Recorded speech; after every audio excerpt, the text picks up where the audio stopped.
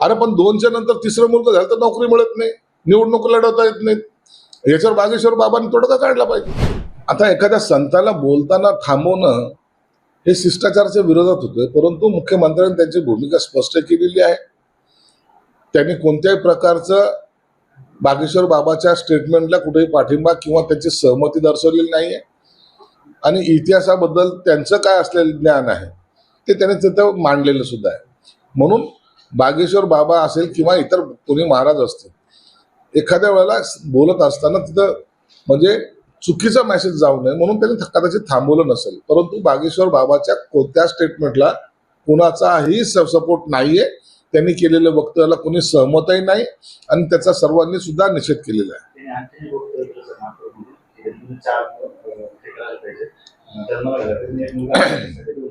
आता हिंदूने 4 केले पाहिजे का 5 केले पाहिजे?